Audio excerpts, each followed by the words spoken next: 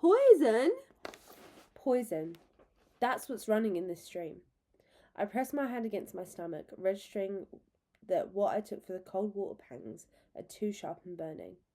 I immediately stick my fingers down my throat and manage to gag up some acid before I remember that's not always the best way to deal with poison.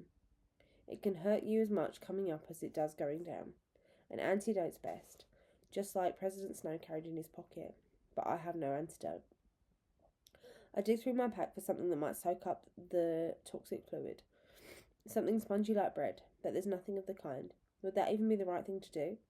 The pain intensifies, so I swallow some clean water from the bottle, hoping to dilute the poison to no avail. My breath comes in gasps, and perspiration beads my face. This is it then, how I die. Not ending the Hunger Games, just curled up in the dirt. Poisoned like a rat. I dump out all my supplies and reach for the potato, the most benign thing I have, and I've just taken a bite of its hard, crisp flesh when my eyes land on the charcoal tablets. It's a full day a few years back when we've overdone it on the hot pepper soup. Mormon's chomping on a tablet saying, good for whatever ails your body. Fire, wind, or poison. I thought the game mentors meant them as a joke, but maybe it's the antidote. Without hesitating, I spit out the potato, tear into the packet, and stuff a handful of tablets down my mouth. I grind them to powder with my teeth, wash them down, and gauge the condition of my stomach. No change. I spend another half dozen down my gullet. This time, I think I can feel some relief. Without warning, I spew everything since yesterday's lunch into the stream. I kneel on all fours, panting, dripping sweat and saliva. I'm still queasy, but the pain has ebbed. For good measure, I put a tablet on my tongue and let it dissolve. My back finds a tree trunk and I collapse against it, waiting for my heartbeat to slow. I might not die. I can't die. Not just yet. Not before I blow that tank sky high. As I step back from death's door, I try to get back on track. My supplies lay in a jumble at my feet, my stupid, redundant supplies that I could find anywhere. Suddenly, I sit upright as I remember Mag's advice. Look for clues to your arena. The game makers sometimes hide little hints about the nature of the arena in their designs. If the contents of my backpack are clues, what are they revealing? Why would all of my food and drink be easy pickings in the arena, unless...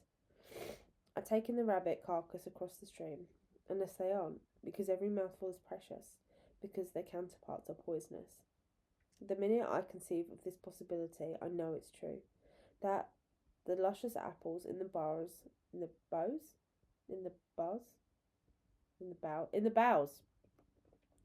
over my head are as deadly as the crystal water, and that, if that's true, what other food and drink is here to kill you? Everything, probably. It isn't safe to sample anything that didn't come from the cornucopia. So I brush off my supplies and carefully repack them. I think about the 2 cannon shots that fired after the bloodbath. Did one career and one newcomer die, thereby alerting the rest of their alliance to the poisonous nature of the arena? It reminds me of the canaries we take down to the coal mines in 12. They're the first to die because there's deadly gas around, warning the miners of imminent danger. Maybe both were careers, because I bet Amper and Welly would have figured out pretty quick that the food in the pack is a clue. Probably, if we hadn't formed such tight alliances, far more tributes would be dying now. Were the game makers counting on that, and have we thrown them?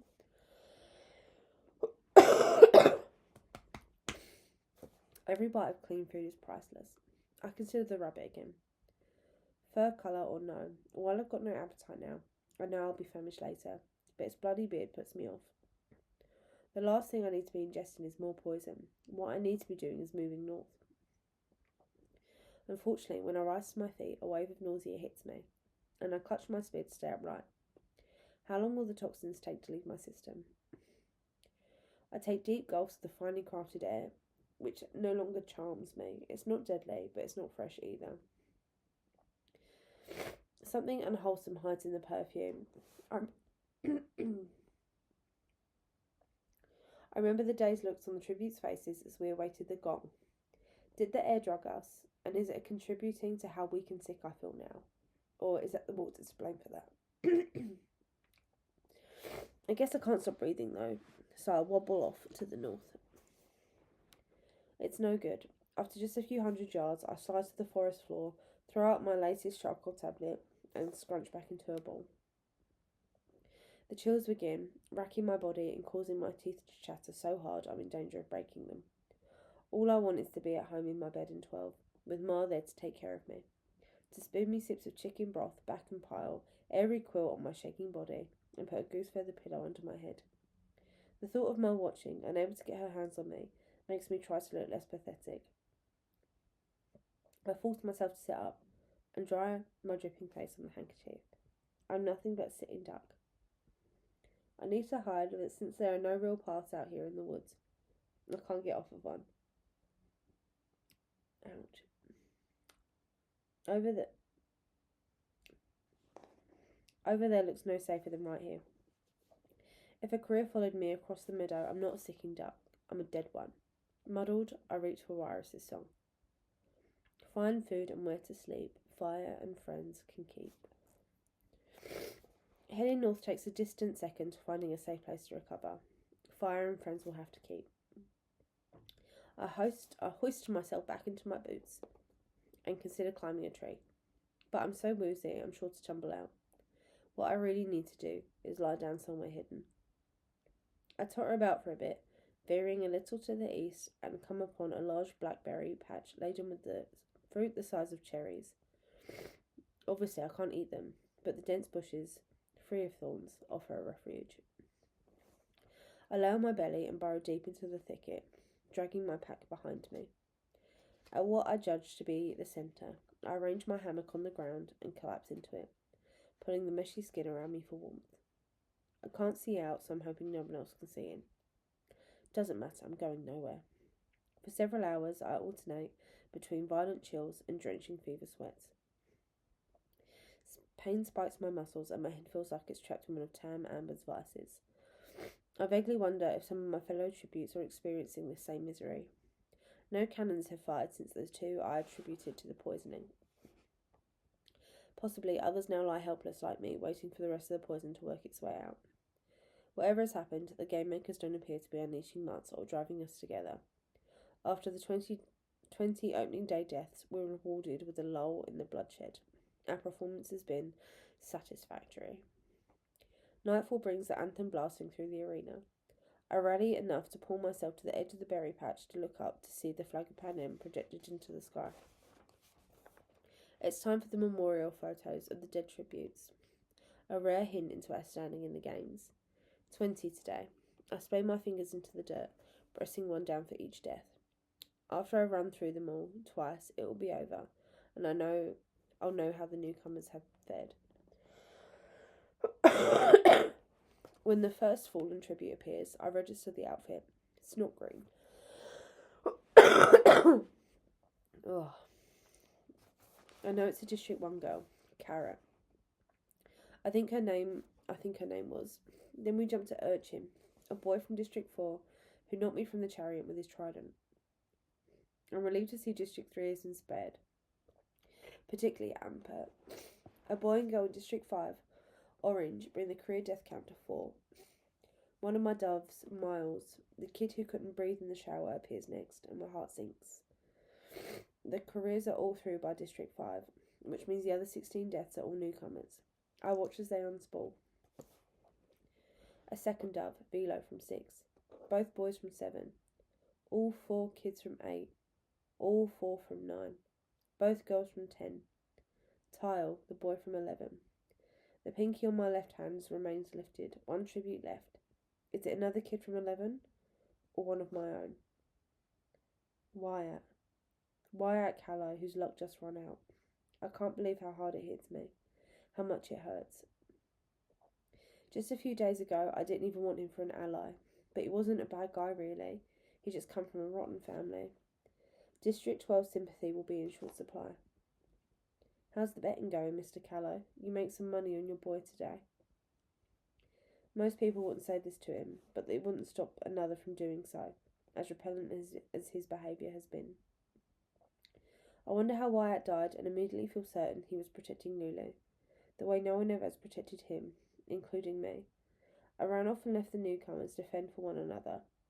I know if I had to, I was going to carry out BT's plan, but it sure doesn't feel good. A fury rises up in me at the thought of Wyatt's sacrifice, and how the capital is pitted as tributes against one another in this poisonous beauty of an arena. The games must end. Here, now. Every death reinforces the importance of the arena plot succeeding. Focus, I tell myself, and struggle through the brain fog. I remember that all 4 of the kids from 9 are dead. Did Ampert manage to scavenge a sunflower before the hovercraft collected their bodies? If he didn't, what could we possibly do? We're useless without those explosives. Maybe even with them. But certainly without them. The sky goes dark, show's over. I crawl back into my hammock and wrap my arms around my backpack and shiver myself to sleep. When I wake up in the morning, I find myself staring over a pair of limpid green eyes.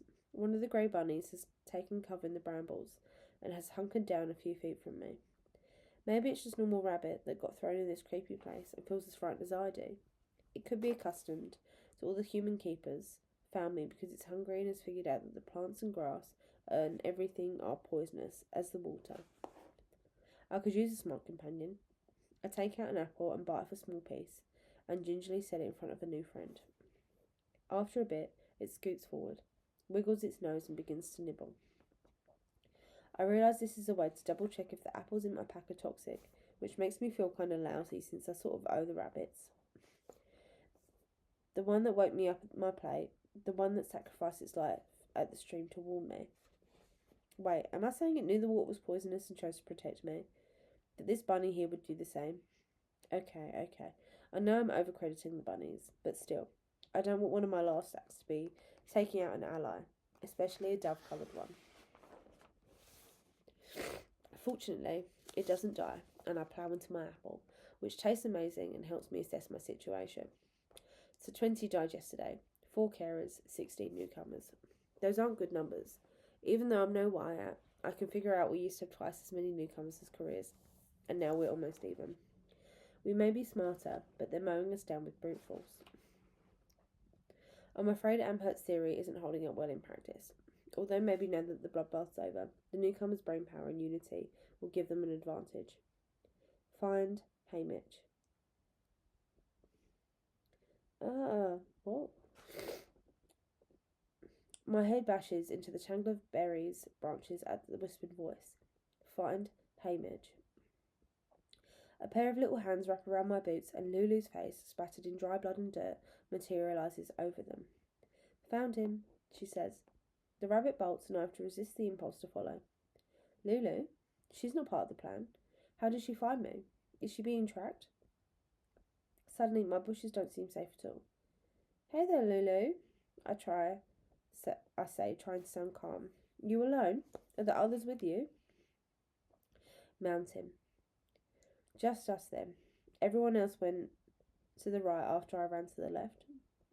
Lulu tugs on my boots for me to follow her, and then crawls out the bushes. Not knowing what I will find, I emerge, knife and spear at the ready, but our surroundings seem quiet and deserted. Maybe both packs did go to the mountain. A quick appraisal of the immediate area solves the mystery of her finding me. I broke off several branches, digging my way into the thicket, and most embarrassingly, my handkerchief snagged on one, and hangs there like a welcome sign. The illusion that I'd successfully camouflaged myself is silly. I'm just lucky no careers came along. Even Lulu's appearance presents a problem for the rascal bent on winning. But I said in my interview that the newcomers were 100% safe with me, and she's supposedly from my district. I guess I can look after her, at least until Ampert shows up and I have to blow up the tank. Then that will be my sole priority. Lulu stares up into an apple tree and quietly sings to herself. Mockingjay up on the branch, nesting in this apple tree, picking time to fly away, fly away, fly away, picking time to fly away with me. She reaches up for an apple and I grab her hand. No, not those. Those are bad apples. I've got a good one here. I pull a nice shiny red one from my pack and settle her on the ground with it. She carries no pack or supplies of her own. As usual, she attacks her food ravenously. It's going to be a full-time job keeping her away from the deadly fruit. It's a wonder she made it this far. I guess the meadow was safe, and perhaps she didn't notice the fruit in the dark. Judging by the dirt on her clothes, she spent some time sleeping on the ground. I peel a couple of hard-boiled eggs for us.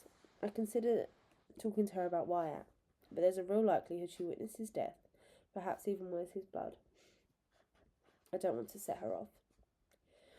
Who told you to find me, Lulu? She taps her bad ear. Find Hamish. Silly girl. That pulls me up short. The game makers? Why would they send her to find me? It can't be for any good reason. Murderers, Lulu adds, picking at the dry blood on her cheeks. She finishes her egg and, without asking, finishes mine too. She starts rooting around in my pack and comes out with a potato. I gently pry it from her hand. For later. For supper. But I let her drink her fill of water, afraid she could dive into a stream at any point. She's already drugged and brained wash. I don't need her sick as well. No question, her arrival has thrown a wrench in my plans. I don't know if I can manage to do my part with her tagging along. But I can't just dump her alone in the woods for the carers to slaughter. Like Wyatt said, she's one of ours now. For better or for worse, she's part of the flood mission. I wet her handkerchief and wipe her face clean. Come in, I tell her. Let's find your snake. This suggestion perks her up and she bounces to her feet.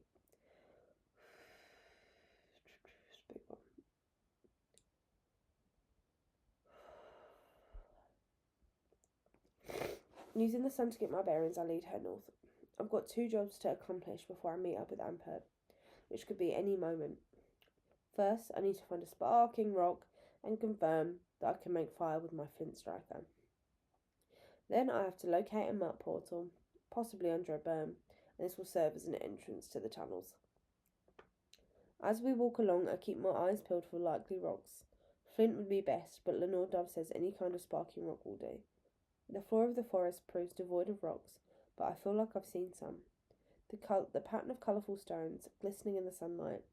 The stream, that's it. When I was reaching into it, I remember the shiny rocks winking up at me.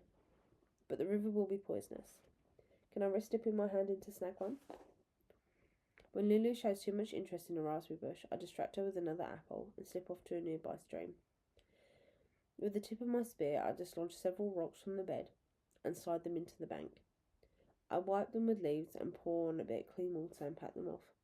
I scoop them up and I get back to Lulu just in time to stop her raiding the bush. I go ahead and give her chunks of the raw potato I bit into yesterday. I eat a few pieces myself to calm my rocky stomach. It doesn't take long for us to finish it off. The rocks dry quickly in the midday sun and I give them to Lulu to hold, emphasising the importance of the job, but really just to keep her occupied. After untying the flint striker from my neck, I cup it in my hands, letting the sunbeams play off the bird and the snakeheads. I allow myself a moment with Lenore Dove, imagining her in the meadow, amongst the flock of geese, or watching me on the ancient television. Tam Amber manages to keep functional. Not on the square where anyone can gather to see huge projections of the games, but privately in the Covey's funny cricket house. Forbidden by her uncles to leave, distraught, but unbruised, unbeaten, unbroken, and safe at home. I consider faking a moment of discovery that I've brought a flint striker into the arena, but since I've already collected the rocks, that seems stagey. Instead, I decide to double down on the rascal angle and admit I've pulled a fast one on the game maker. A rascal, not a rebel, just a trickster who's trying to win the games. See this, Lulu, I say. This is our ticket to a hot meal. Let's start with the pink rock. Lulu plucks out the rosy stone from her stash and sets it on my open hand. I grab the flint striker in the other and take a crack at it, bringing the steel edge of the striker across the surface of the stone. Nothing. After 3 more attempts, I know it's a dud. Green, I instruct Lulu, but it's sparkless as the first, and we work our way through the pile. My heart begins to sink. What if there isn't a sparking rock in the whole arena? Whenever I'd mentioned it to BT, he said there possibly was, but he'd never come back and said there wasn't any, leading me to assume that I'd find one. If not, the whole gig is up, and I'm left to wait for Snow to kill me. She sets the final rock, a long, muddy grey crystal, in front of me. Quartz, maybe? I take a vicious swipe at it, drawing the rock back for good measure. A spray of sparks flies, letting me know we've found a live one. Lulu claps and I let out a huff of relief. Baked potatoes tonight, I promise her with a grin. Since we're not immediately attacked by monks, I figure the game makers have decided to let my rascally behaviour slide. It seems like it adds a little harmless spice to the games, but my sponsors are sending some dollars my way too. Since Mags and Wirus know I've got Lulu to feed now, I hope it's enough for something to complement our potatoes. Lulu gives a tremendous yawn and just like that, curls up like a kitten and falls asleep. It's so fast, I wonder if the game makers are drugging her again, but maybe she just hasn't gotten much rest in here. I tried to rouse her, giving her shoulder a little shake, but she only frowns and mutters something. What now? I can't carry her, not in this condition, and I can't abandon her.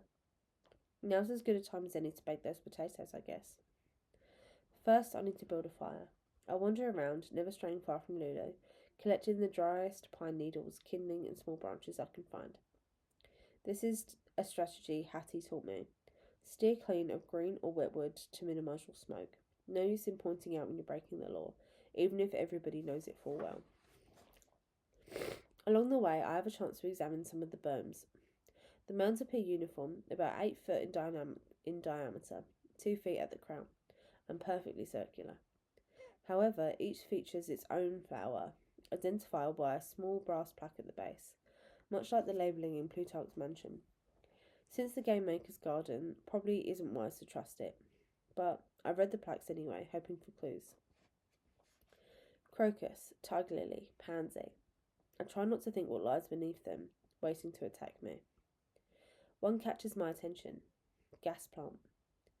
The Covey's yard has a wondrous hodgepodge of flowering plants, dug up from the woods over the years and bedded down in front of their house, with no apparent rhyme or reason. From late March to November, you can count on at least one flower or bush being in bloom, and Lenore Dove generally wears a few blossoms in her hair when she performs. Never from the gas plant, though. Too dangerous, she told me, and then demonstrated why, touching a lit match to the stalk of pale purple flowers. A whoosh of flame followed, and then disappeared just as quick, leaving the flowers unharmed. Imagine if that happens on my head, she said with a laugh. Using shreds of cardboard from my egg carton, I get a small flame going pretty quick. I coax it along by feeding it pine needles and twigs until I've got a proper fire. Almost no smoke, so I keep it alive with infusions of dry wood. About an hour passes before I have enough ashes to bake the potatoes. I lay 3 in the coals and settle down to wait. A distant boom alerts me to the fact that another tribute has died. 21 gone now, 27 left. Career? Newcomer? I've no way of knowing until tonight. When the potatoes get soft, I wake Lulu, and we make quick work of them and a couple more eggs. I feel loads better, like the rest of the poison has been absorbed, and she's bright-eyed after her nap. I consider dousing the fire, but decide my water's too costly, so I leave it to smoulder, a thing Hattie would never allow. Fire is catching, she'd say, but if this one burns down the arena, I'd say good riddance. I'm more optimistic after my success with the flint striker. Now, onto the berms. They're so numerous that I can't imagine every single one of them conceals a mud portal that connects to sub-A tunnel. Beatty said, do your best to locate a mud portal by tracking returning mutts after an attack. Since I haven't identified any mutts yet, I keep working my way north to find likely candidates. Lulu thinks we're looking for a snake, which holds her attention and keeps her trotting ahead of me at a reasonable pace. As we move north, I almost forget about her, preoccupied with checking our surroundings for dangers, reviewing my bomb setting techniques from 12. Fire to fuse, fuse to blasting cap to explosives. A squeal of delight snaps me back into the arena. She darts for a nearby berm covered with scarlet flowers. I don't know why this one, since she's viewed the others with indifference. I chase after her, but she reaches the hillock first, ploughing into the greenery, cutting handfuls of the leaves and burying her face in the red blossoms. I spot the nameplate and relax a bit. I know this plant. Recognise the faint minty scent. I've even helped Burdock gather some for Astrid to make into medicines at the apothecary shop.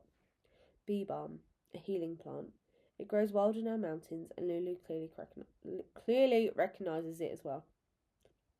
The seeded bread, the candle smoke, and now these flowers. All of them was transport Lulu back home somehow. More said that smell sticks in your memory the strongest, more than sights or sounds. Didn't the bean and ham hock suit take me back to 12? Lulu's breathing so deep she's starting to gasp, and good memories or no, I decide it's time to pull her out of there. I drop my stuff to the ground, and I've just wrapped my arms around her middle when the coughing begins.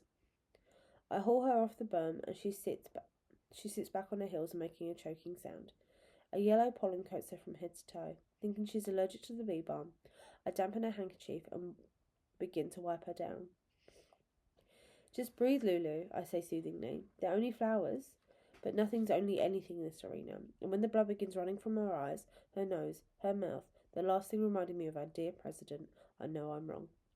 Lulu, I cry. Lulu, Lulu, hold on. She collapses against me, and I cradle her in my arms as the convulsions begin. There is nothing I can do but watch, helpless again, just as I was to save Luella. For a moment, the two merge. Lulu and Luella. She's just one pigtail kid I've known her whole life, and I would do anything to spare her this. Her skin begins to turn blue. Enough, I beg the gamekeepers. They could end this with a touch of a button. Knock her out as they did in the interviews, this time sending a lethal dose of sedative through her pump. Spare her the tortured death. But her agony continues, filling me with fury. Enough, I scream. She's not your plaything. My fingers find the pump hidden under her shirt and lock around it. With one powerful yank, I free her.